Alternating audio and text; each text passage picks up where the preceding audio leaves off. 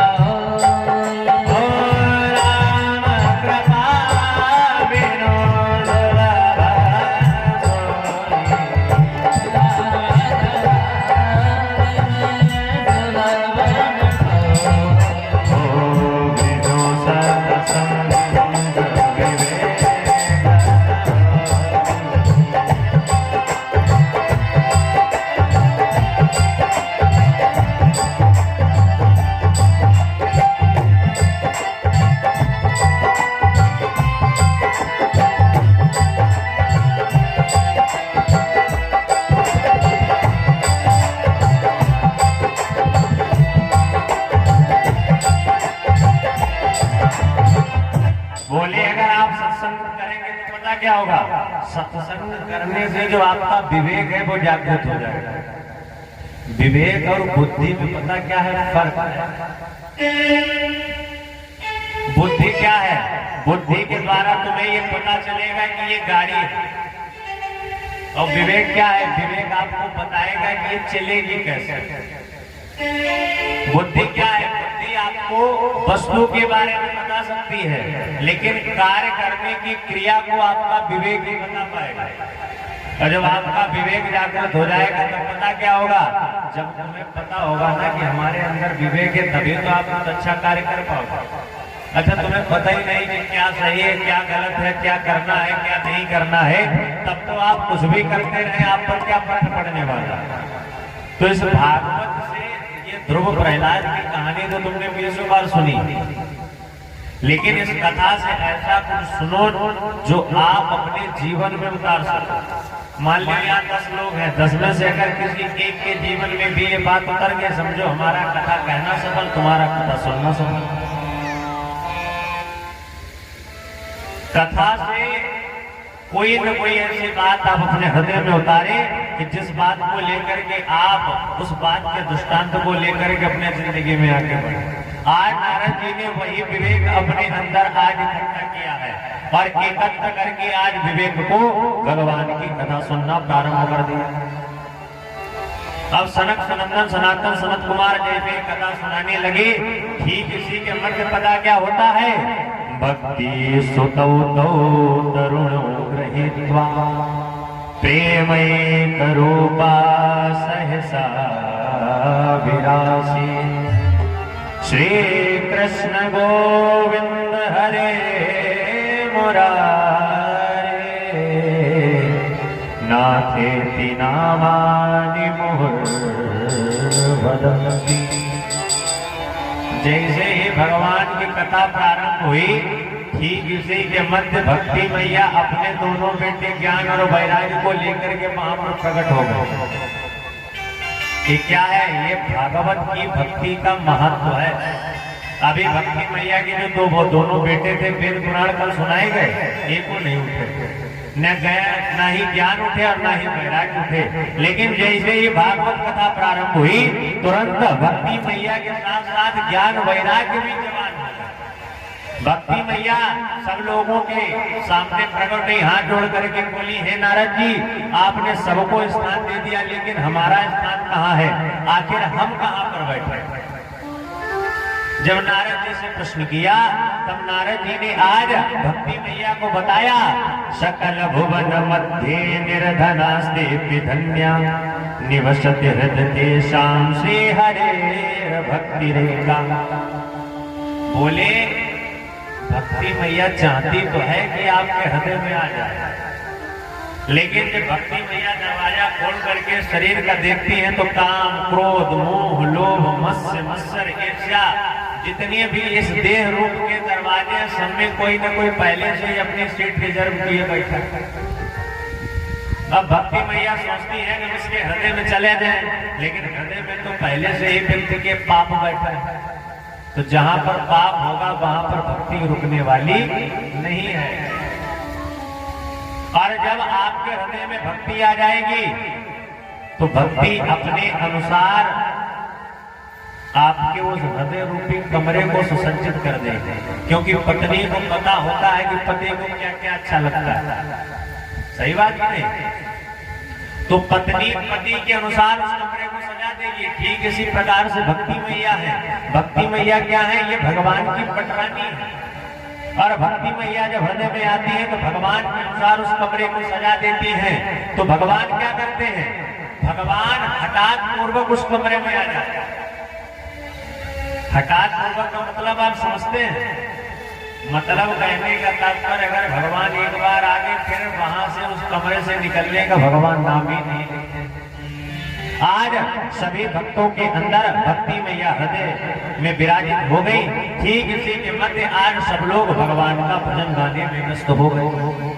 अच्छा, जैसे भजन की बारी आई तो सभी लोगों ने अपना कार्यभार संभाला। वहां पर विविध प्रकार के भक्त बैठे हैं। इंद्रोवादी मृदंगम जय जय सुकरा कीर्तने थे कुमारा, यत्राग्रे भाव भक्ता सरसर चनया व्यास पुत्रो बभूव। किसी को अच्छा गाना आता है तो वो बढ़िया मुक्त कंठ से गा रहा है। किसी को बजाना आता है, बढ़िया से अपनी ढोलक लेकर के आ गया बजाने। किसी को नहीं आ रहा है तो कहीं सुनाई अनुमोदन कराई, ताली बजा बजा करके भगवान का भजन करने लगे। आज भगवान के भजन को करने का जो कार्य है, अलग अलग लोगों ने बांट किया। इसी के मध्य आज साक्षात सुखदेव जी प्रकट हुए और अपने मुक्त कंठ के द्वारा भगवान के दिव्य श्लोकों का गुणगान करने लगे। आज सभी लोग मिलकर के भक्ति भाव में विभोर होकर के भगवान का भजन करते हैं। तो आप भी नारद जी, शौनकादि ऋषियों की तरह, सूत जी की तरह, 88,000 ऋषियों की तरह, भक्ति मैया की तरह, ज्ञान जी की तरह, वैराग्य जी की तरह आप भी अपने मन में ऐसा मानिए कि हमारे हृदय में भी भक्ति विराजमान है। सब मिलकर के भगवान का भजन करते हैं। श्री कृष्ण गोविंद हरे मुरारे, हे नाथ नारायण।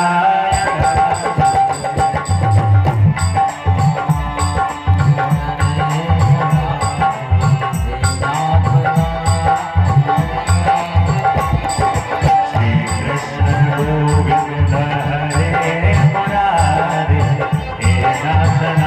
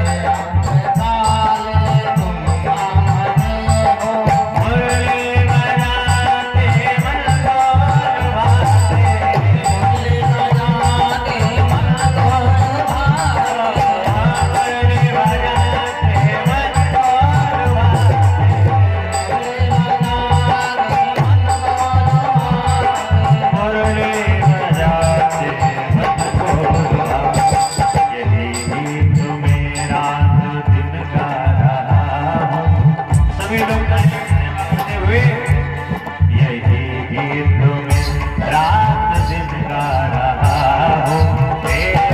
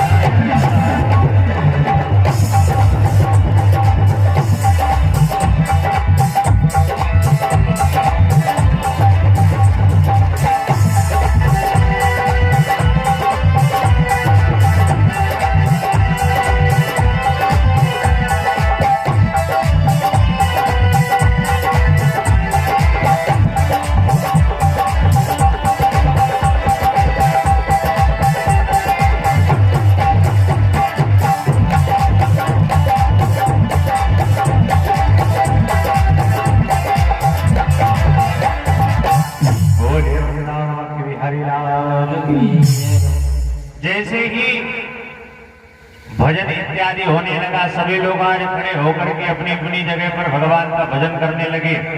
भगवान का भजन जब शांत हुआ तब नारद जी ने प्रश्न किया कि हे सनक सनंदन सनातन सनत कुमार, आखिर इस भागवत महापुराण को सुनकर के कैसे कैसे व्यक्ति तर जाते हैं, जरा उनके बारे में भी तो बताइए।